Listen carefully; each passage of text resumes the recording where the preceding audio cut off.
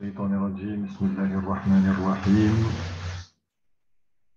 الحمد لله الذي أنزل على عبده الكتاب ولم يجعل له عوجا قيما لينذر بأسا شديدا من لدنه ويبشر المؤمنين الذين يعملون الصالحات أن لهم أجرا حسنا ماكثين فيه أبدا وينذر الذين قالوا اتخذ الله ولدا ما لهم به من علم ولا لآبائهم كبرت كلمة تخرج من أفواههم إن يقولون إلا كذبا فلعلك باخع نفسك على آثارهم إن لم يؤمنوا بهذا الحديث أسفا إنا جعلنا ما على الأرض زينة لها لنبلوهم أيهم أحسن عملا وإنا لجاعلون ما عليها سعيدا جرزا أم حسبت أن أصحاب الكهف والرقيم كانوا من آياتنا عجبا إذ أوى الفتية إلى الكهف فقالوا ربنا آتنا من لدنك رحمة وهيئ لنا من أمرنا رشدا صدق الله العظيم أعوذ بالله من الشيطان الرجيم بسم الله الرحمن الرحيم Salam alaikum wa rahmatullahi wa barakatuh tout le monde. Pardonnez mes 20 minutes de retard parce qu'il y en a 10 de plus au bout du compte. Je vais tout vous raconter puisque je n'ai rien à cacher. Cet après-midi, je suis allé faire du vélo pour s'entraîner avec un groupe d'amis puisqu'on a un petit projet pour cet été, Inch'Allah. Et on est allé dans une autre ville, donc c'était un tout petit peu loin à vélo. Et en fait, sur le retour, je me suis perdu. Sur le retour, je me suis perdu. Donc, j'ai crevé et je me suis perdu. Donc, je suis rentré un peu tard. Je suis rentré un peu tard et donc ça fait que j'ai dû décaler de 10 minutes. Et voilà, je suis désolé. Vraiment, je suis désolé. J'espère que ma sincérité fera que vous me pardonnerez. Inch'Allah. Alaykoum salam. Tu es largement pardonné. J'espère. Ça ne m'étonne pas de vous, Chapelle, mais j'espère de tous. J'espère de tous. Tu sais faire du vélo? Alors j'ai appris tard, j'ai appris très tard. Hein. Mais c'est vrai que alhamdoulilah, j'essaie de me défendre en vélo. En fait, vous savez que c'est Nabil Nasri hein, qui m'a remis, on va dire pas la main à la pâte, mais le pied à la pédale. Et subhanallah, on aimerait bien avec des amis faire un petit périple cet été. Il paraît que quand on se lance comme ça à vélo, en dormant dans les gîtes ou en ne rentrant pas en tout cas à la maison chaque soir et en partant en vélo comme ça, on sent un peu un sentiment de liberté. Et dans le corps aussi, on sent notre corps devenir plus fort. Donc voilà, c'est un petit projet qu'on a. Pour la petite histoire, Nabil Nasri est arrivé en Jordanie cette semaine. Il devrait arriver en Arabie ce soir, Inch'Allah, aujourd'hui ou ce soir. En Arabie, oui, Machallah, je le suis, c'est extraordinaire. Il y en a plusieurs qui l'ont fait, hein, Machallah. Il y a des Anglais qui l'avaient fait il y a 5 ans, hein, qui étaient partis de Londres. Ouais. Ouais, Machallah, Machallah. C'est fou, hein, c'est fou. Hein. Ouais. Des exploits. Il est arrivé en Arabie, ça y est. Alhamdoulilah. Il est en route pour Tabouk, là. Ah, mashallah, super, super. Machallah. Ah, il sera certainement à la Mecque la semaine qui arrive. Et donc, il sera arrivé une semaine en avance, une semaine et demie en avance par rapport au pèlerinage, quelque chose comme ça. Oh, subhanallah, c'est impressionnant. Oh, magnifique. Et qu'Allah lui accorde, parce que tant qu'il n'est pas arrivé, il n'a pas encore réussi. Inch'Allah. Qu'Allah lui facilite. Et vous savez qu'il a dû prendre un avion à Antalya, en Turquie, jusqu'à Amman, en Jordanie, parce que c'était trop compliqué de se déplacer à travers donc, la Syrie et l'Irak, naturellement, et le Liban. Et donc, il a dû faire ce petit saut. Et donc, hier, quand il se filmait hier, il se filmait notamment en plein désert. Il pédalait en plein désert, subhanallah. Ouais, qu'Allah lui facilite. Il est en train d'ouvrir de belles portes. Hein. On avait lu ensemble l'année dernière, je ne sais pas si vous vous rappelez, plusieurs chapitres, plusieurs parties de l'ouvrage de Nabil Nasri, les 7 défis capitaux. Hein, les 7 défis capitaux, qui est un bel ouvrage actuel, hein, il date d'il y a quelques années, hein, 5, 6 ans, peut-être 7 ans, peut-être, quelque chose comme ça. mais il est toujours actuel, il est très intéressant. Voilà pour Nabil Nasri, qu'Allah lui facilite, qu'Allah place la baraka dans son projet et qu'Allah fasse que nous aussi on puisse se diriger vers des œuvres, des grandes œuvres comme ça. Et pour finir sur Nabil Nasri, c'est pas qu'un projet donc sportif et écologique, hein, puisqu'il veut faire comprendre aux gens qu'il faut changer de manière de se déplacer notamment. C'est aussi un projet qui le mène à changer alimentairement. Hein. Aujourd'hui, parmi mes deux amis avec qui je pédalais aujourd'hui, il y en avait un qui n'a pas pris de petit déjeuner. Hein. Il est sorti très tôt ce matin, il n'est pas rentré à midi et il nous a rejoints. Et sur le retour, il était épuisé. Et donc, bien se nourrir, c'est très important. Hein, très, très important. Et gare au sucre. Hein, alors, je suis très, très mal passé pour vous dire ça, parce que moi, j'ai l'impression d'être addict aux petits gâteaux et tout ça. Je n'arrive pas à m'en empêcher. Qu'Allah me facilite. J'ai l'impression que c'est une drogue, un peu comme les écrans. J'ai l'impression que la drogue d'aujourd'hui, c'est plus la cigarette. Hein, c'est les écrans, le sucre, hein, des choses comme ça. Qu'Allah me facilite et qu'Allah facilite à tous les enfants de ne pas tomber dans ces problèmes. Alors, j'ai vu dans la discussion, alors la semaine dernière, on a traité Salah ad-Din. Hein. Je ne sais pas si vous vous rappelez, la semaine dernière, on a traité Salah ad-Din. Pour ceux qui n'ont pas pu assister, parce qu'on a commencé un peu plus tôt, la semaine dernière, j'étais en voyage. Donc, n'hésitez pas à revisionner le replay. On avait raconté un petit peu la prise de Jérusalem et on avait mis la lumière sur certaines actions durant cette libération de la part de Salah ad-Din. Et on avait vu globalement que ces gens-là, hein, les compagnons, les héros de l'islam, comme Salah ad-Din, ou encore même les prophètes, hein, comme le prophète Mohammed sallallahu alayhi wa sallam, sont des gens, alors ils sont capables de faire la guerre et ils vont être capables de tuer, de faire ça, mais ils ont une humanité extraordinaire. Hein. Salah ad-Din, c'est un militaire de grand niveau. Hein. Il était dans les combats tous les jours, il était face à la mort tous les jours. Il risquait de se faire tuer et il tuait tous les jours, mais ce sont des gens avec une humanité extraordinaire. Hein. Ils pardonnaient, ils payaient de leur propre poche des rançons envers les chrétiens, hein, pour qu'ils puissent être libérés. Hein. Donc c'est vraiment une connexion avec Allah, hein, qui leur permet d'obtenir des barakas. Hein, des barakas, hein. Cette semaine, puisqu'on est l'avant-dernier cours de l'année, je voulais revenir un petit peu sur le Coran. Pour la semaine prochaine, pourquoi pas finir sur le roman d'Al-Quds, un petit peu, ou autre, on verra. Je voulais revenir sur la sourate La Caverne. Cette semaine-là, je voulais revenir sur la sourate La Caverne pour ne pas vous laisser partir cet été sans quelques sagesses éminentes de la sourate La Caverne. Il y a un lien en quelque sorte entre la sourate La Caverne et Jérusalem, puisque Jérusalem, c'est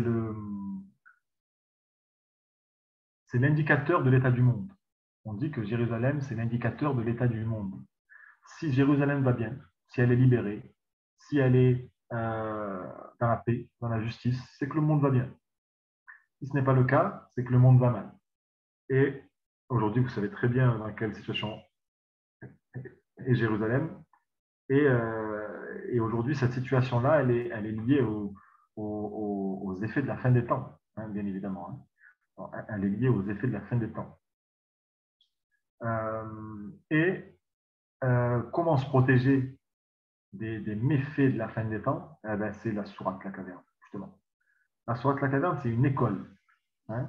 C'est une école pour bien appréhender ou pour appréhender le mieux possible les épreuves que nous vivrons à la fin des temps et que nous sommes déjà en train de vivre, en fait. Et la sourate La Caverne, elle commence par le verset que j'ai récité il y a quelques minutes, par أعوذ بالله من الشيطان الرجيم بسم الله الرحمن الرحيم الحمد لله الذي أنزل على عبده الكتاب ولم يجعل له عوجا. Quand on présente la sourate La Caverne, on va souvent présenter les 4 histoires, les 4 récits, avec les jeunes de la caverne, avec l'homme aux 2 jardins, avec Moussa et Al-Khidr, et enfin avec Dhul-Qarnayn et le peuple de Gog et Magog. Mais on oublie trop souvent que, machallah, ah oui, j'avais vu ça sur WhatsApp cette semaine, Shafia. Là, je coupe là pour lire ce que Shafia vient de mettre, hein. Ce que la Palestine apporte au monde, hein. Machallah. Est-ce que vous avez des informations sur cette exposition, Shafia?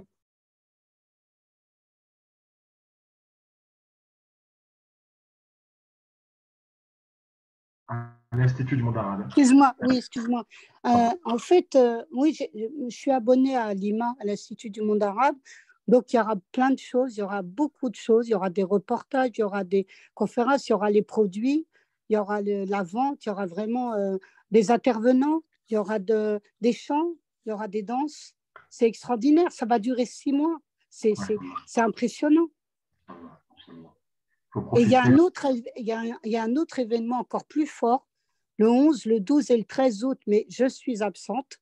Alors là, c'est la campagne Palestine 2023 dans le sud de la France, 3 jours, avec beaucoup, beaucoup de choses extraordinaires, dont les plats, dont les saunas, les massages, les hammams, comment dire, les danses, la nourriture. C'est extraordinaire. Ça va durer 3 jours. C'est 11, 12, 13 août. C'est dans quelle ville? Sud. Dans le sud, je pourrais vous le mettre en direct. C'est dans le sud. Je ne me rappelle plus, le 12, le département 12, je crois. Et bon, il y aura des hébergements, mais ils ont même prévu un camping gratuit. Le 12, je ne vois pas c'est quoi. C'est en août, mais oh là là, je regrette, je suis en Algérie. Je rêverais de faire ces 3 jours, vraiment extraordinaires. Vous avez quand même l'Institut du monde arabe juste à côté de chez vous, donc c'est déjà pas mal. Oui, c'est à côté de chez moi, alhamdoulilah. Ouais, là, en ce moment, moi, je réfléchis, je me dis comment être solidaire de la cause palestinienne. Alors, politiquement, c'est difficile de l'être parce qu'on ne peut pas avoir. C'est difficile de changer les choses, mais je me dis que le consommer palestinien, par exemple, décider d'acheter son huile d'olive provenant de Palestine, ça pourrait faire déjà un premier changement. Hein. Ça pourrait faire déjà un premier changement. Ouais. Ouais, le fait de signer Palestine, ouais, vous nous en avez parlé. Bassam, et ça c'est à Paris. Vous avez la chance les Parisiens. Vous avez beaucoup de chance les Parisiens. Machallah. Alors, je reprends la Sourate Al-Caverne. Et donc, la Sourate Al-Caverne, on va souvent la présenter avec les 4 histoires, avec les 4 récits, mais on oublie le début, en fait, hein, juste avant le verset 6 ou 7, hein, verset 7, je crois, hein, qui commence à parler des jeunes de la caverne. On oublie que juste avant, je répète le verset, on parle de quelque chose de très important. Donc, je répète encore une fois le verset. Alhamdulillah alladhi anzala ala abdihi al-kitaba wa lam yaj'al lahu 'iwaja. On pourrait faire la soirée que sur ce verset. Là, on va essayer d'avancer un peu. Ce premier verset, vous le connaissez en français, c'est louange à Allah qui a fait descendre le livre, hein, le Coran, sur son serviteur, Mohammed, sallallahu alayhi wa sallam, sans aucune tortuosité, hein, sans aucune ambiguïté. D'accord? Et ça, c'est quelque chose de très important. Pourquoi? Ça veut dire quoi, ce verset? Ça veut dire que le Coran sera le livre alors, s'il n'a pas d'ambiguïté, s'il n'est pas tortueux, hein, ça veut dire que c'est un livre solide. Hein, ça veut dire que c'est un livre, hein, auquel il faut s'accrocher pour pouvoir faire face le plus facilement possible, le mieux possible en tout cas, aux épreuves de la fin des temps. Hein. Le contraire de solide, c'est tortueux. Il y a aussi, plus tard dans le verset, le terme hawa. Hein. précisant les gens qui suivent leur hawa, ça fait penser au mot vent, en fait, hein. Le mot vent, et ça fait référence aux passions, en fait, hein. Ceux qui vont suivre leurs passions, ceux qui vont suivre les vents, c'est-à-dire ceux qui vont suivre les modes. Le Coran ne suit pas la mode, hein, et c'est pour ça qu'il est solide. Parce que les modes qui apparaissent, elles sont superficielles, elles sont éphémères. Donc ceux qui vont s'accrocher à la mode je sais pas moi, de faire un crédit, par exemple, hein, voilà. Il y a tout le monde qui veut faire un crédit, on va s'y accrocher, parce qu'on pense que c'est la réussite. Et si Allah n'est pas allé dans ce sens-là, c'est peine perdue. Comme si tout le monde dit le contraire. Là, je prends l'exemple, par exemple, du Maroc, du gouvernement marocain qui fait le choix, pas tout le gouvernement marocain, hein, en tout cas ceux qui décident au plus haut, hein, ils travaillent pour dévoiler la femme, hein, parce que c'est peut-être à la mode d'être dévoilé, ça va plaire à l'Occident, c'est peut-être mieux, hein. Si c'est ce qu'ils pensent, très bien pour eux, mais et si tout le monde va dans ce sens-là, très bien pour eux, mais ce n'est pas ce qu'Allah a décidé, hein. C'est pas ce qu'Allah a décidé, hein. Et donc leur décision, elle s'avérera erronée un jour ou l'autre, hein. Ce premier verset, il nous dit donc accrochez-vous au Coran. Faites référence au Coran dans vos décisions de la vie pour pouvoir réussir le plus possible, pour pouvoir dépasser le plus possible les épreuves de la fin des temps. Et après, justement, hein, Allah va nous mettre en avant des exemples d'épreuves que l'on va vivre durant la fin des temps. Donc déjà, il commence par le plus important. Si vous n'êtes pas lié au Coran, ça va être difficile. Si vous n'êtes pas lié au Coran, ça va être difficile. Et je parle à moi en premier. Si vous pouvez vous souvenir de ce qu'on avait dit lorsqu'on avait fait le tafsir de la sourate Al-Alaq, notamment le début, hein, le premier mot, c'est-à-dire on avait dit qu'il y avait 4 acceptions, 4 sens, et notamment le sens, hein, de lire, hein, c'est notamment le sens qui signifie lire, mais lire même sans comprendre. Lire, c'est-à-dire avec ses yeux, hein. Même si on ne comprend rien au Coran, il y a quelque chose qui se passe dans son cœur. Il y a un nettoyage qui se fait dans son cœur. Il y a un nettoyage qui se fait dans ses yeux, un nettoyage qui se fait dans sa tête et qui nous mène vers des bonnes décisions, qui nous fait prendre les bonnes décisions. J'ai un ami au travail qui me dit souvent le Coran, Shifa. Le Coran, c'est une guérison. Mais, donc en fait, puisque c'est une guérison, quand tu l'approches de toi, t'es bien.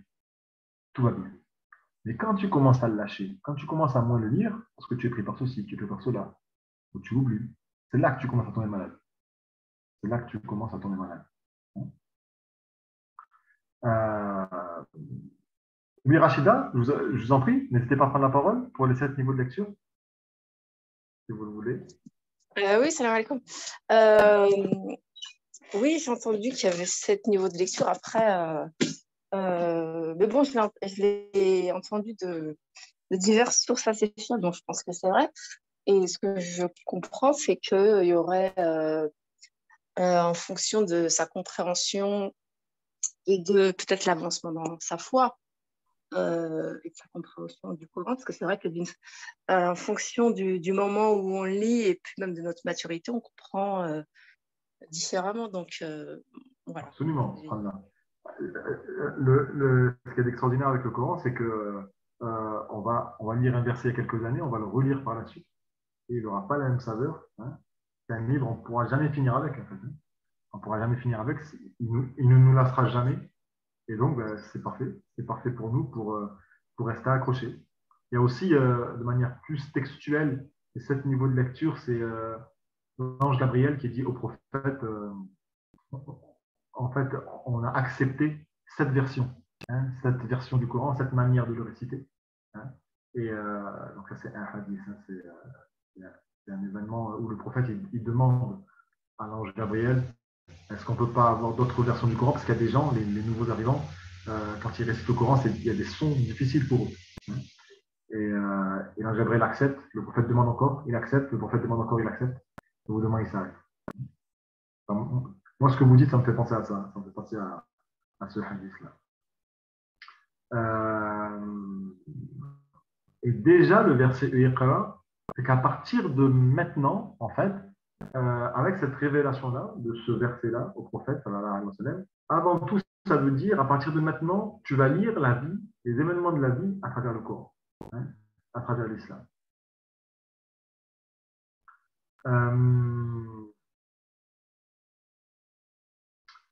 Vous savez, par la suite, au verset 4 ou 5, le verset 5, on fait référence, donc là c'est juste avant hein, l'histoire des jeunes de la caverne qui débute, le verset 5 si je ne me trompe pas, on fait référence à ceux qui accordent un enfant à Dieu. Hein. On fait référence à ceux qui accordent un enfant à Dieu. Ceux qui ont le verset, n'hésitez pas à le lire. Hein. Comme ça, on fait lire un peu de Coran. Ceux qui veulent. Hein. Je crois que c'est le verset tout en haut de la page dans les lectures Hafs. Hein. N'hésitez pas, hein, ceux qui veulent prendre la parole pour lire le verset, n'hésitez surtout pas. En tout cas, Allah fait référence à ceux qui lui donnent un enfant. Hein, et il précise que c'est une abomination. Hein. Et on pourrait se poser la question, mais qu'est-ce que vient faire cet élément qui concerne les chrétiens, en quelque sorte, hein, puisque c'est eux qui donnent un enfant à Allah. Quel est le rapport avec les effets de la fin des temps? Quel est le rapport entre cette mention-là, le fait de donner un enfant, et la fin des temps? On dit que, comme Razi par mon cher Fethallah Othmani, qui nous explique ça, on dit que à la fin des temps, c'est la culture chrétienne qui va avoir le dessus. À la fin des temps, c'est la culture chrétienne qui va avoir le dessus. Et ça sera déjà une épreuve, un problème, parce que ça va faire s'estomper l'islam. Hein. La culture islamique va s'estomper. De partout, on va se référer aux chrétiens. Au Roum, comme on peut dire dans le Coran. Hein. Ce qui correspond à qui aujourd'hui? Aux Américains, aux Européens, même s'ils ne pratiquent pas leur christianisme de manière très très sérieuse. Et effectivement, c'est le cas. Le calendrier qui prime aujourd'hui dans le monde, c'est le calendrier grégorien. Hein, c'est le calendrier chrétien, hein, malheureusement. Les références, hein, les références culturelles, la culture qui prime aujourd'hui, c'est la culture occidentale. Hein. Et donc voilà, ce verset-là qui annonce que hein, c'est ce pan-là de l'humanité qui va avoir la même mise culturellement. Hein. Et donc spirituellement quelque part. D'accord? Donc là, on est prévenu. On est prévenu que à la fin des temps, notre époque, donc, le référent islamique, le référentiel islamique ne sera pas au devant de la scène. Hein. Et on est au courant aussi que ceux qui lâcheront le Coran, ils auront tout perdu. Et là, les épreuves commencent. Hein. Hein. Là, les épreuves commencent et on a l'histoire des jeunes de la caverne. Alors, on va d'abord prendre les 4 histoires en même temps. Absolument, hein, Rachida, absolument. Hein. La culture occidentale aujourd'hui, elle a presque plus rien à voir avec le christianisme. Hein, aujourd'hui, c'est plutôt effectivement le matérialisme. Et même, on en a plus loin que ça.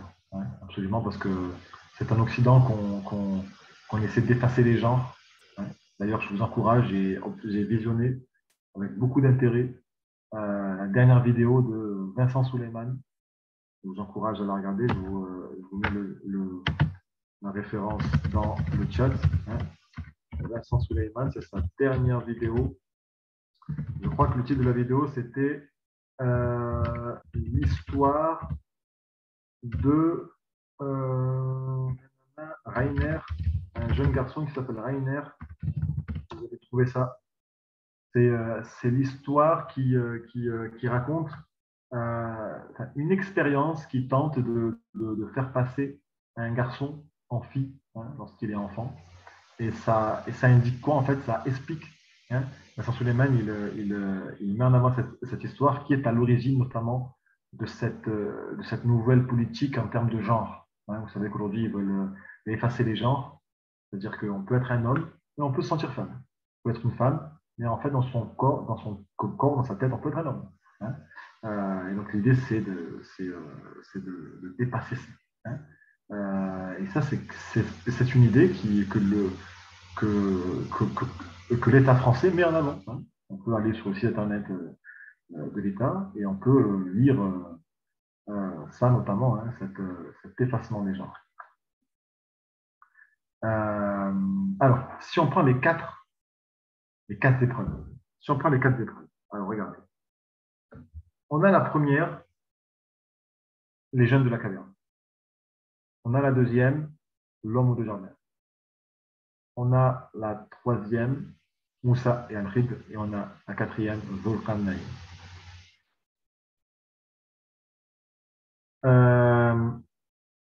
Ces quatre étapes, en fait, ces quatre épreuves, pardon, il faudrait les scinder en deux. Il faudrait prendre les deux premières d'un côté et les deux dernières de l'autre. D'accord? Ok?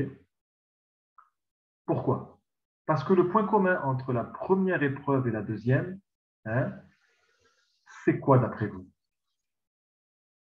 Alors, juste pour décrire rapidement, les jeunes de la caverne, ils veulent changer leur situation, ils veulent que dans leur ville, dans leur lieu de vie, il y ait plus de spiritualité. Et donc, ils osent dire la vérité au gouverneur qui, lui, ne veut pas aller dans ce sens-là. Et par la suite, ils vont se réfugier dans une caverne pour mettre à plat leur action. Hein. Ça aussi, c'est important. Hein. D'habitude, on se dit que quand on dénonce, après, il faut attaquer. Eh bien, eux, il faut le contraire, les jeunes de la caverne. Ils dénoncent et après, ils vont prendre du repos. C'est extrêmement important, hein, cette action-là. Hein. L'idée déjà de dire, c'est énorme. Déjà, l'idée de dire, c'est énorme. Hein. On dit que une des meilleures paroles de vérité, c'est celle face à un gouverneur. Celle qui est la plus dangereuse. Et donc, finalement, ils s'endorment par miracle dans la caverne et ils se réveillent des siècles plus tard. Hein, des siècles plus tard, 300 ans plus tard ou un peu plus ou un peu moins. Et par la suite, qu'est-ce qui se passe? Eh bien, quand ils se réveillent, leur lieu de vie d'il y a 3 siècles, il est devenu comme ils voulaient. Il est devenu comme ils voulaient. Hein.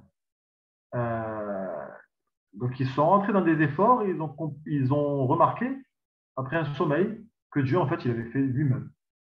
Hein. Ça aussi, c'est une autre sagesse. Dieu n'a pas besoin de nous. Dieu, il n'a pas besoin de nous pour quoi que ce soit. S'il veut, il fait, tout simplement. Et l'épreuve par la suite, c'est quoi? Alors, juste, je reste un petit peu sur les jeunes de la caverne. L'une des premières choses qu'ils disent lorsqu'ils se réveillent, c'est pas la première chose, mais c'est l'une des premières choses qu'ils disent lorsqu'ils se réveillent. Et ça, encore une fois, ça c'est dans la 3e page de la sourate de la caverne, si je ne me trompe pas. Ils se demandent qu'est-ce qu'ils vont manger. Parce qu'ils se réveillent, ils ont faim, forcément. Qu'est-ce qu'ils vont manger? On pourrait se dire, mais pourquoi ce verset-là? Pourquoi ce verset-là qui dit ils vont manger? Ouais, je sais pas. Qu'est-ce qu'on fait avec ce verset-là? Et quand on voit un peu le tafsir, on se dit vraiment Dieu, il ne met rien au hasard. On dit que ce verset-là qui met en avant cette volonté de manger, qui est une question que tout le monde pose. Qu'est-ce qu'on mange aujourd'hui? Qu'est-ce qu'on vient manger aujourd'hui? Tout le monde pose cette question. Ben, ça veut dire, en fait, Dieu, il veut nous faire comprendre que ces jeunes-là, ils étaient comme tout le monde. Ce pas des prophètes. Ils n'avaient pas de livres. Hein. Ce pas de grands savants. Hein. Ils essayaient de rester connectés à Allah et ils ont osé. Ils sont allés de l'avant. Hein. Et donc, ce verset-là, il est fait pour nous parler à tous. Il est fait pour nous parler à tous. Hein. À la fin des temps, pas besoin d'être un prophète, pas besoin d'être quelqu'un de très avancé en religion. Hein. Il faut simplement être sincère vis-à-vis d'Allah. Hein. Vouloir rester connecté à Allah. Ça, il faut le vouloir. Et il faut mettre les actions en place. Hein. Un minimum d'actions en place. D'accord? Ce que je veux dire par là, c'est que ce ne sont pas des savants. Hein. Et ils ont quand même réussi à marquer le temps. Ce ne sont pas des éminences à l'origine, mais ils le sont devenus quand même. D'accord? Ça me rappelle une phrase de l'imam Zarouk, un grand imam de l'histoire du Maghreb. Il dit, le wali Allah, c'est qui? C'est-à-dire, comment on pourrait traduire le wali Allah en français? Il y a un mot que je ne m'en rappelle plus. Wali Allah, comment on pourrait le traduire? Euh, Celui qui est intimement lié à Allah. Pas la bonne traduction, mais c'est à peu près l'idée. Hein? Ou alors le protégé d'Allah, en quelque sorte. Hein? Le wali Allah, pour l'imam Zarouk, c'est qui? C'est celui qui fait ses 5 piliers et qui évite les grands péchés. Je répète, pour l'imam Zarouk, un grand imam du Maghreb, hein, un géant du Maghreb, le wali Allah, le rapproché d'Allah, c'est celui qui fait les 5 piliers de l'islam et qui évite les grands péchés. Subhanallah, il y a pas, je ne crois pas qu'on a reçu une parole aujourd'hui plus motivante que celle-là, plus rassurante que celle-là. Hein? Ça veut dire que c'est à la portée de tous. C'est à la portée de tous. Hein? Il ne faut pas se dire, oui, mais moi je suis trop ceci, ou moi je suis trop cela. Et même les grands savants à leur niveau, ils ont des défauts. Hein? Donc on est que nous, bien sûr, mais il ne faut pas désespérer. Hein? Il ne faut pas se dire que malgré nos défauts, malgré notre petitesse, on est loin d'Allah. On peut en être très proche. Et on peut profiter de ces barakas.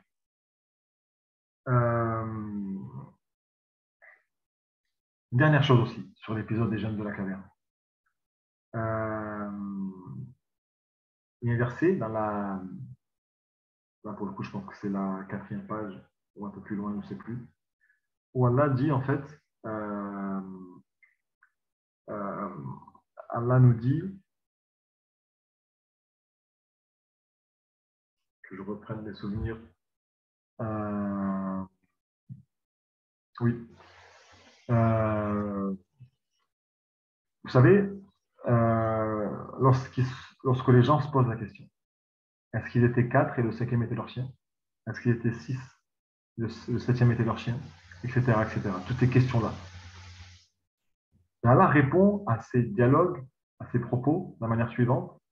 Dites Allah wa alam. Dites Dieu sait mieux. En fait, Dieu sait mieux que vous. Hein? Et ce que ça signifie, en fait, c'est que il est inutile de poser des questions comme ça. Hein? Chercher, en fait, ça, il y a une métaphore justement dans un verset justement de la Sourate Al-Caverne sur cela. C'est comme jeter des pierres dans une caverne, dans une grotte noire, en voulant savoir où la pierre va atterrir. On ne va pas savoir, en fait. Hein? Donc, c'est tout à fait inutile. Et ça fait référence à une valeur importante du Coran. C'est quoi? C'est apprendre à questionner ce que Allah questionne. C'est ça que je voulais dire. Voilà. Apprendre à questionner ce que Allah questionne. Ça veut dire quoi, ça? Ça veut dire que quand Allah, dans le Coran, il ne nous parle pas de quelque chose, ça veut dire que ce n'est pas la peine de se poser la question dessus. Hein? Il y en a qui se sont posés la question, par exemple, sur la sourate Youssouf. Ça aussi, c'est important. On pourrait en parler la semaine prochaine sur Youssouf. C'est l'idée que j'avais.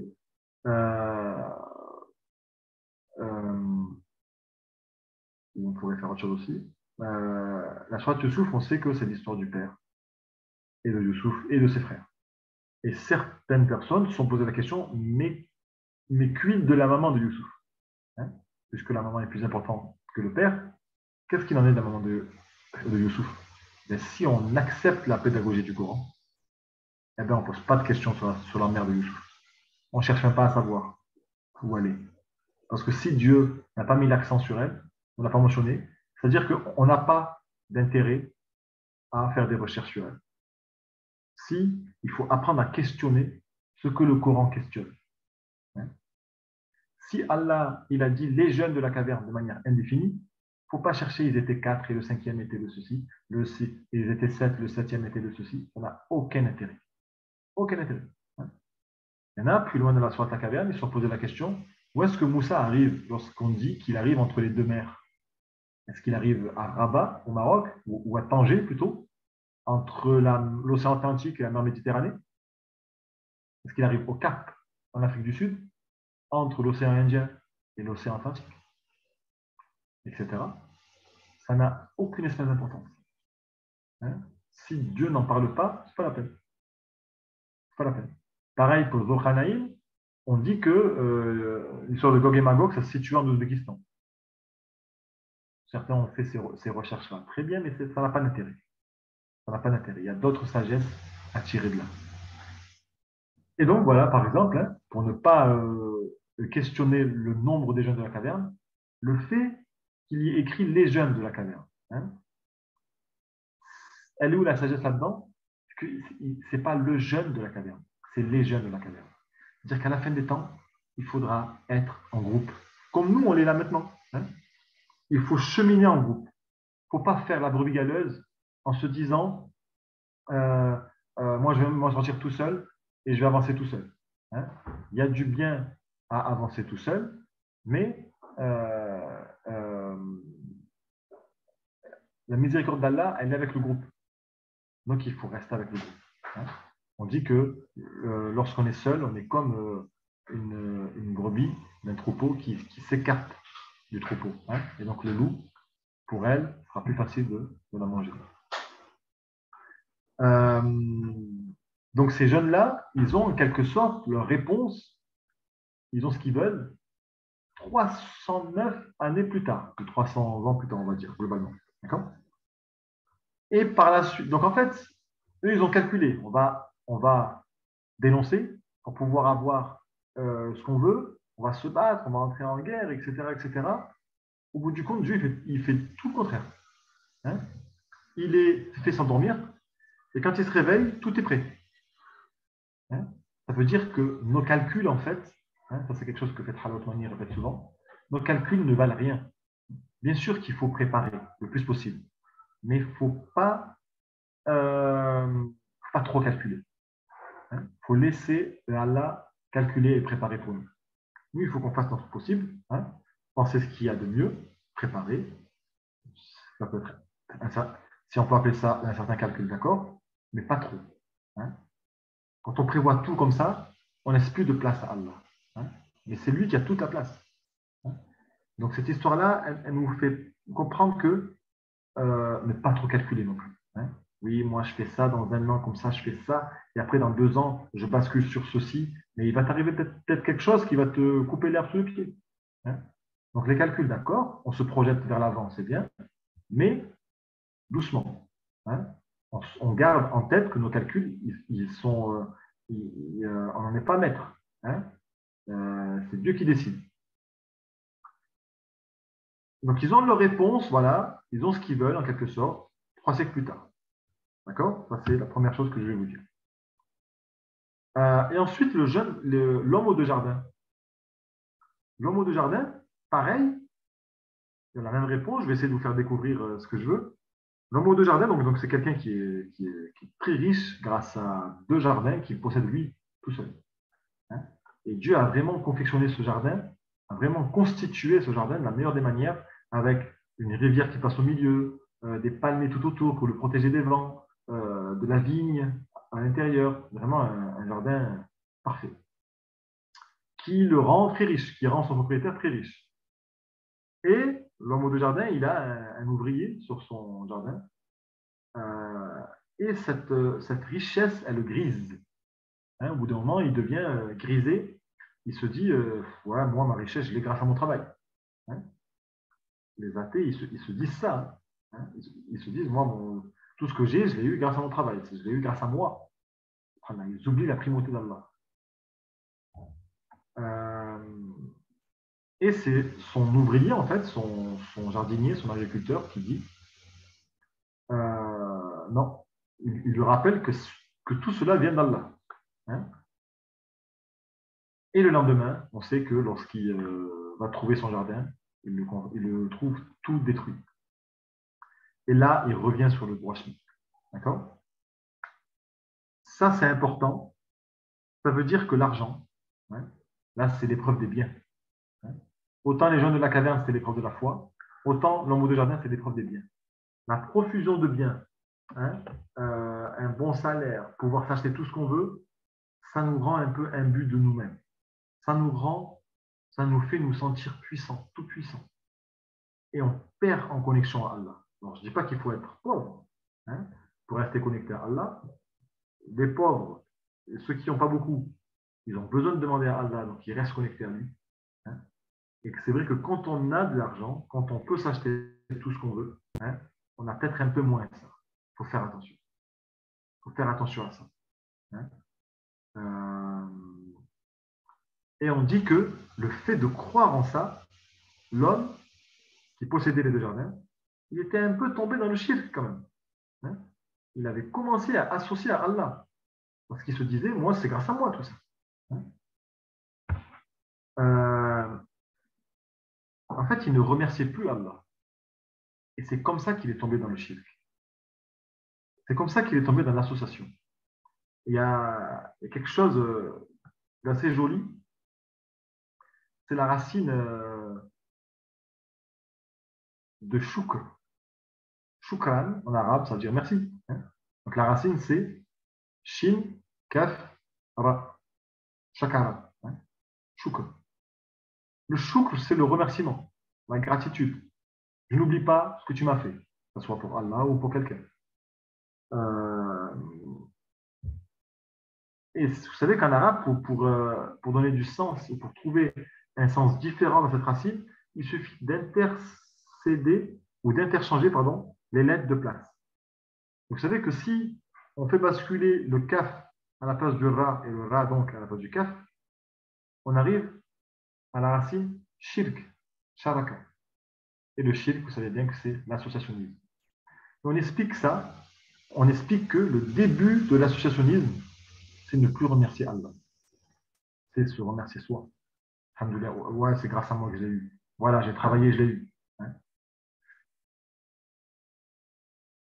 Absolument. Hein. Cette course au matériel, il faut faire attention. Hein. Cette course au matériel, ça nous fait croire que c'est ça qui va nous permettre d'avoir le bonheur, la puissance, alors que c'est le lien avec Allah qui va nous permettre d'avoir le bonheur. Il ne faut pas se tromper. Faut pas se tromper. C'est le lien avec le Coran, hein, puisque le lien avec Allah, il passe forcément par le lien avec le Coran, hein, qui va nous permettre d'obtenir la sérénité et donc le bonheur. Il ne faut pas se tromper du tout sur ça. Hein. Il y a quelque chose d'autre aussi. Cette course au matériel, ça nous rend avides de biens. Hein. Il y a quelque chose à citer. C'est quoi? C'est que l'homme aux deux jardins, c'est justement un homme qui possède deux jardins. Hein? Donc, il garde deux jardins pour lui. Et là, il y a quelque chose à dire. Au lieu d'en garder un pour lui et de le faire louer à quelqu'un pour que ce quelqu'un d'autre puisse en profiter aussi, ben non, il garde pour lui. Hein? Et c'est d'ailleurs ce que va demander de faire le prophète sallallahu alayhi wa sallam dans sa politique économique lorsqu'il arrive à Médine. Il va dire que les propriétaires de plusieurs terres, hein, ceux qui les laissent en pâture parce qu'ils ne peuvent pas les cultiver, parce qu'ils sont déjà ailleurs, hein, qui les louent à d'autres personnes, hein, et il a mis en place un système, hein, on appelle ça la muzara'a. Hein, donc cet agriculteur qui va venir investir, ce locataire en quelque sorte, qui va venir investir ce champ, il va toucher la moitié, hein, et l'autre moitié, il va la reverser à son propriétaire. De manière à ce que les champs puissent être cultivés, hein, que les gens puissent s'enrichir, hein, puissent obtenir du travail, puisque là, il y a beaucoup de Mécois qui arrivent et qui n'ont pas de travail. Lorsque le prophète arrive à Médine, et aussi pour créer un environnement où la verdure pousse. Et s'il y a de la verdure, il y a moins de chaleur. Et donc, vivre est plus facile. Subhanallah, toute la vivacité du prophète. Et donc, l'homme de jardin, il comprend son shirk après quelques moments, hein, et après notamment que la personne lui ait parlé, après que son jardinier lui ait parlé, il n'a pas écouté, mais le lendemain, il a vu qu'il s'était trompé. Et là, il comprend la puissance d'Allah en voyant son jardin dévasté. D'après vous, quelle est l'une des clés, la clé commune entre ces deux premières épreuves? La clé qui résout l'histoire des jeunes de la caverne, l'épreuve de la foi, et la clé qui résout l'histoire de l'homme aux deux jardins, l'épreuve du matériel. Qu'est-ce qui donne la réponse aux jeunes et à l'homme aux deux jardins? Qu'est-ce qui va donner la réponse en fait? Ça va être quoi l'élément de réponse ou l'élément qui va leur faire avoir la réponse? Je ne sais pas si vous comprenez ma question. Je la pose peut-être mal. Non. L'épreuve, elle arrive, oui, d'accord, mais qu'est-ce qui va leur faire comprendre le sens de l'épreuve? Parce qu'au début, l'homme aux deux jardins, il n'a pas compris. On lui a fait le rappel, il n'a pas compris, il a même refusé. Mais après, il comprend. Hein. Les jeunes de la caverne, ils voulaient la spiritualité dans leur ville maintenant. Maintenant. Ils l'ont après. En fait, allez, je vous dis la réponse. En fait, la clé des deux premières épreuves, un petit peu, Jamila, oui, vous vous rapprochez, Jamila. Jamila dit la patience. En fait, la clé des deux épreuves, c'est quoi? C'est le temps. Le temps. T-E-M-P-S. Ça veut dire quoi? Ça veut dire que face aux épreuves de la fin des temps, on a la première clé, c'est le Coran. Restez proche du Coran. D'accord? On a une autre clé qui apparaît avec les deux premières épreuves, c'est quoi? C'est le temps. Les épreuves, elles se résolvent par le temps. Elles se résolvent par le temps. Des fois, nous, on ne peut rien y faire. On agit bien, on fait les choses bien, on est connecté à Allah, mais ça ne change pas. Alors, il faut accepter de lâcher prise. Hein? On n'a pas la main sur le volant. On n'est pas les décideurs. On n'est pas les maîtres. Le maître, c'est Allah. Hein? Donc, la première clé ou la deuxième clé après le Coran, dans cette sourate-là, pour nous apprendre à appréhender justement les épreuves de la fin des temps, c'est la patience. C'est la patience. Hein? Maintenant, si on poursuit avec les deux autres épreuves, ah oui, juste lorsqu'on finit l'épreuve de l'homme aux deux jardins, on a un verset au centre du Coran, c'est le rappel de l'épisode de Iblis qui désobéit à Allah. Hein? Le rappel de l'épisode de Iblis qui désobéit à Allah. Et cet épisode-là, il est positionné en plein milieu de la sourate Al-Kafir. Ça veut dire que notre ennemi, durant la fin des temps, ça sera bien Iblis. Il ne faut pas l'oublier. D'accord, il y a les épreuves. D'accord, mais Iblis, il rôde toujours pour nous faire perdre. Attention. Attention à ça. Il rôde toujours pour nous faire nous disputer avec notre épouse. Il rôde toujours pour nous faire divorcer avec notre épouse ou notre époux. Il rôde toujours pour aller se bagarrer avec le voisin. Il rôde toujours pour aller ceci, il rôde toujours pour nous faire dire la médisance qu'il ne fallait pas dire, etc., etc. D'accord? Donc, gardez en tête notre ennemi qui est Iblis. Et on poursuit. Ensuite, on a Moussa et Al-Khidr. Moussa à qui on lui demande est-ce que tu es l'homme le plus savant sur Terre? Et lui, il répond oui, je crois que je suis le plus savant sur Terre. Sans aucun orgueil, bien sûr. Ces prophètes-là, ils avaient un niveau de conscience tellement élevé, ils n'ont pas le temps avec l'orgueil. Ils n'ont pas le temps. Et donc, il répond sans aucun orgueil, oui, je pense que oui. Je pense que je suis le plus savant sur Terre. Comme Youssouf, il va dire je suis capable de gérer le budget de l'État. Il n'y a aucun orgueil dans leurs propos. D'ailleurs, en islam, on n'aime pas la fausse modestie. On n'aime pas la fausse modestie. Et donc, Allah lui met une épreuve et lui apprend l'existence d'un homme. Alors là, pour le coup, là, c'est sûr que c'est un wali Allah. Certains disent que c'est un prophète, d'autres disent que non. Mais en tout cas, c'est quelqu'un de très connecté à Allah, qui avait une connaissance que Moussa n'avait pas. Et donc, il se dit, alors je vais aller le voir. Absolument. Même Moussa a été confronté à la patience. Très important là ce que vous dites, Shafia, parce que Moussa, il va voir des choses qui vont lui déplaire. Il va vivre des épreuves. Il va voir un enfant se faire tuer. Imaginez un prophète qui voit un petit enfant se faire tuer comme ça sans aucune raison. par un homme. Hein? Il a dû bouillir à l'intérieur de lui. Et son enseignant, Al-Khid, lui dit, ne pose pas de questions. Tu me demandes rien, en fait. D'ailleurs, on prend ce passage-là pour éduquer, pour voir l'enseignement islamique, ou plutôt l'attitude que les élèves doivent avoir dans l'enseignement islamique. Hein? Ne pas poser trop de questions. Aujourd'hui, un bon élève, c'est celui qui va poser beaucoup de questions. Oh, il est très vif d'esprit, hein, celui-là, il pose beaucoup de questions. Ben non, en fait. Non. Et quand on ne lui répond pas, il devient fou. Encore une fois, en islam, le professeur, des fois, pour éduquer l'enfant, il ne lui répond pas. Il répond à côté. Ça, Dieu, il fait ça aussi souvent. Quand les Quraïsh vont poser une question, là, il va répondre à côté. Pour montrer déjà que c'est lui qui décide. Et pour montrer que ce que vous voulez savoir, ce n'est pas ça le plus important. Par contre, ce que je vous dis, c'est ça le plus important.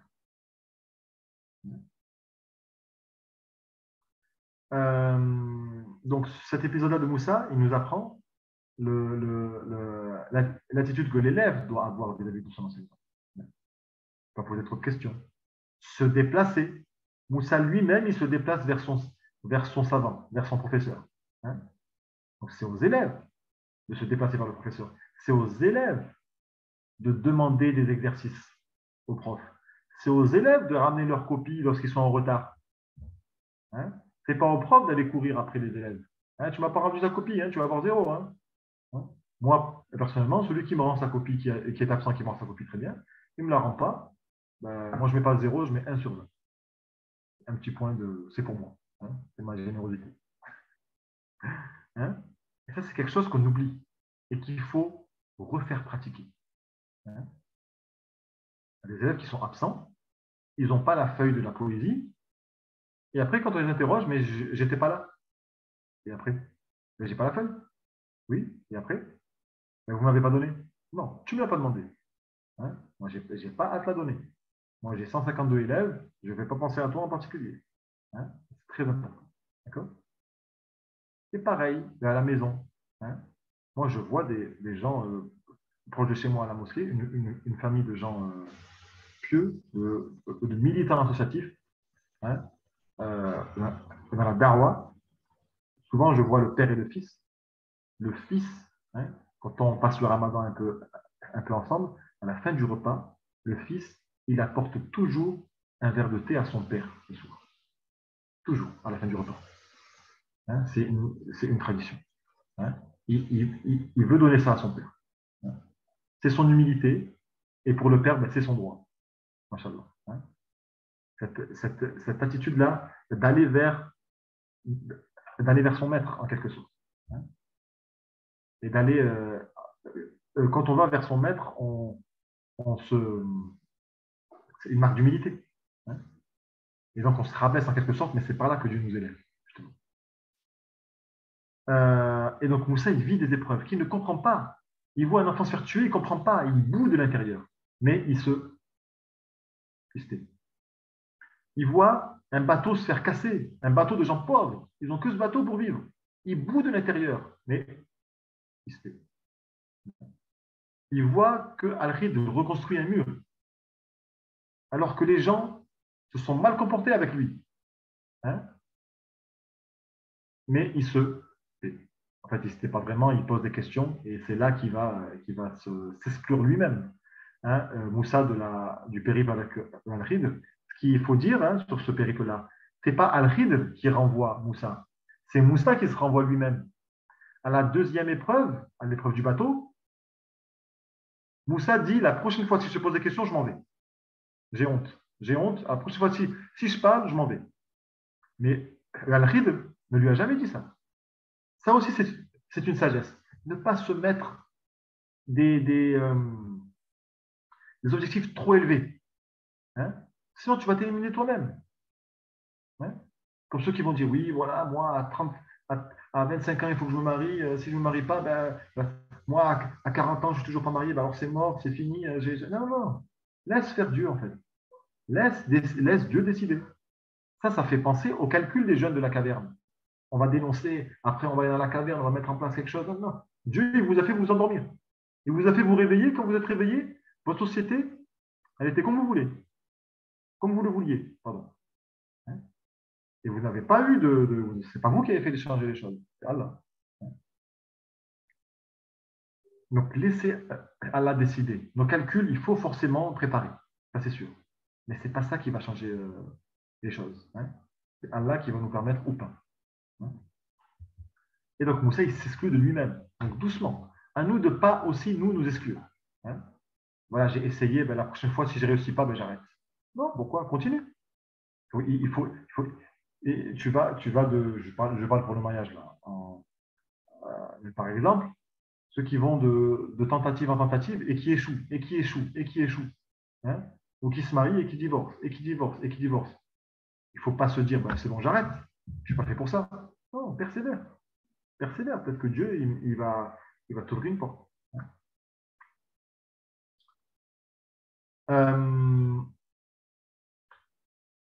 Et donc, Moussa, donc, il s'en va après avoir appris certaines choses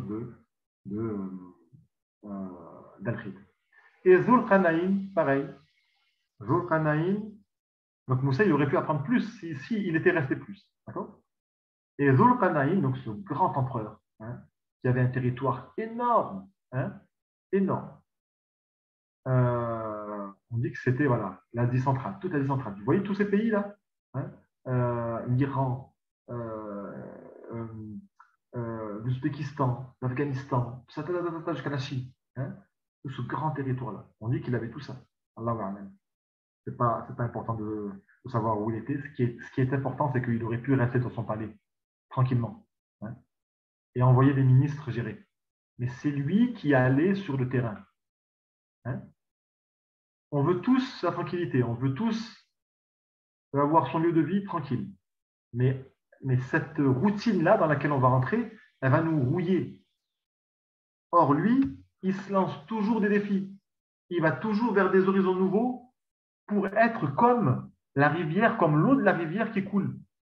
Toujours purifiée, toujours propre. Hein. Il apprend toujours de nouvelles choses. Il se lance toujours de nouveaux défis. Hein. Au lieu de rester toujours au même endroit, il a sa petite routine, il connaît tout par cœur, il n'avance plus, il ne progresse plus. Hein. Ça, c'est important. Ça, c'est important. Hein. Si vous aimez le Coran, par exemple, et que vous avez des facilités en Coran, c'est bien, bravo. Mais allez tenter le fiqh un petit peu. Peut-être ça va être dur pour vous. Mais allez tenter ce chemin-là un petit peu dangereux pour vous, un petit peu difficile pour vous. Lancez-vous des objectifs comme ça. Hein. Vous aimez bien votre ville? Vous avez plein d'amis dans votre ville? Tout se passe très bien? Tentez une aventure dans une autre ville ou à l'étranger à travers un certain projet. Pourquoi pas? C'est important de se redonner des objectifs. Et ça, c'est la sagesse qu'on peut avoir avec Zulqarnaïn. Alors, d'après vous, Moussa et Zulqarnaïn, ce sera quoi leur clé à eux? Ça sera quoi leur clé pour eux? On a dit que pour les gens de la caverne et pour l'homme de jardin, c'était le temps. C'est le temps qui leur donnait la réponse.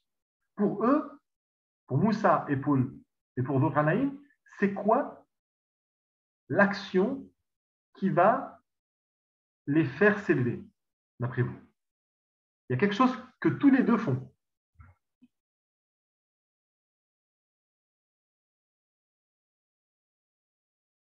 D'après vous, ce sera quoi? Proposez, même si c'est faux.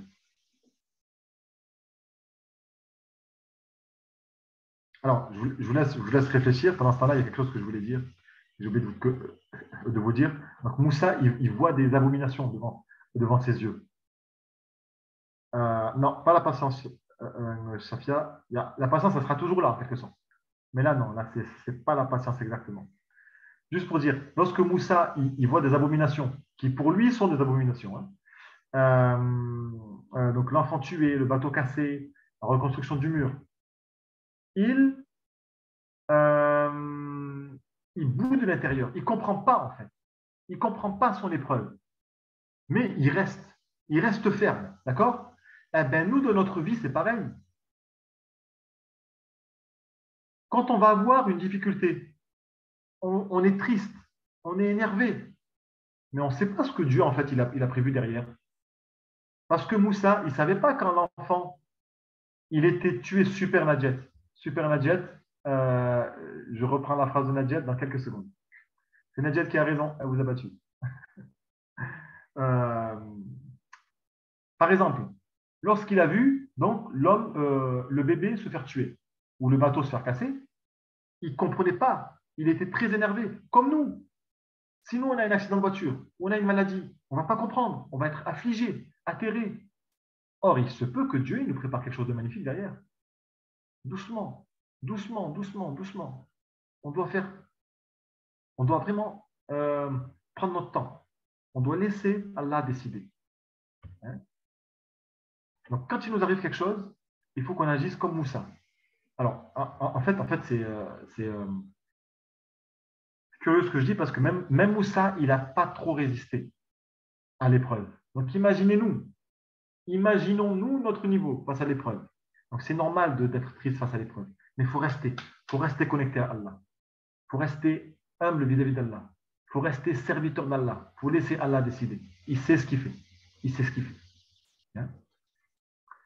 Effectivement, autant les jeunes de la caverne et l'homme aux deux jardins, ils obtiennent leur réponse par le temps. Ça veut dire que nous, les humains, face aux épreuves de la fin des temps, il y a des choses qu'on ne pourra pas gérer. C'est le temps qui fera son affaire. On n'a qu'à patienter. Mais il faut rester connecté à Allah. On sait que la patience en islam, c'est une patience active. Hein? Il faut rester connecté à Allah, il faut continuer à chercher des barakettes, hein? Il faut continuer à avancer. Donc le temps comme clé, après le Coran, pour affronter les épreuves de la fin des temps. Et la troisième clé, plutôt après le Coran, et le temps pour affronter les épreuves de la fin des temps, c'est le voyage, le départ. Tous les prophètes sont partis pour s'accomplir. On est obligé de partir pour s'accomplir. Obligé. Hein? On ne peut pas toujours rester stagné au même endroit. Et si on ne peut pas partir physiquement, eh ben, spirituellement, comme je vous l'ai dit. Spirituellement, comme je vous l'ai dit, hein, en tentant des choses nouvelles, hein, en allant explorer des éléments nouveaux. Hein. On dit aussi que la première hijra pour nous, parce que partir dans un environnement meilleur pour se rapprocher d'Allah, que ce soit en Suède ou au Maroc ou dans une autre ville française, c'est une hijra. Hein. Mais la première hijra qu'on doit faire, c'est celle de la nuit, c'est celle de la prière de nuit. Aller se réfugier en Allah. Dans la prière de nuit, on dit que pour parler à Allah, il faut aller prier. Hein?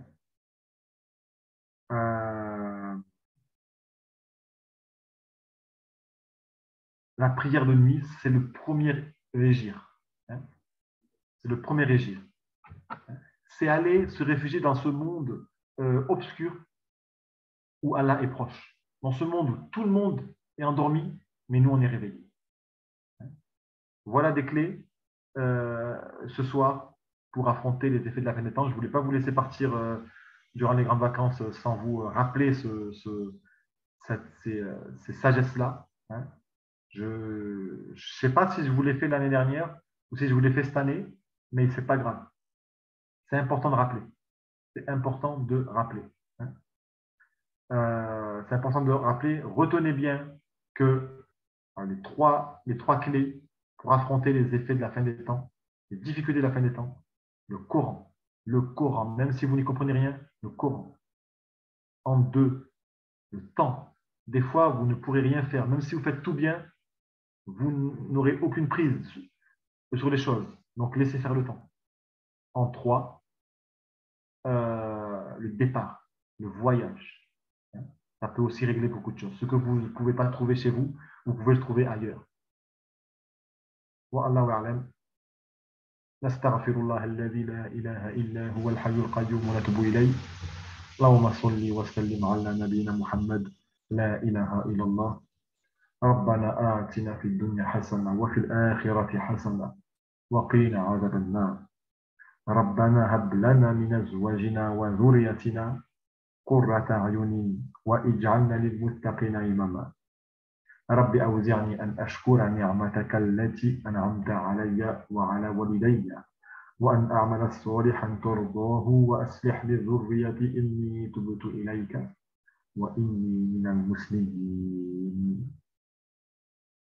يا رب, préserve-nous des tentations du Dajjal.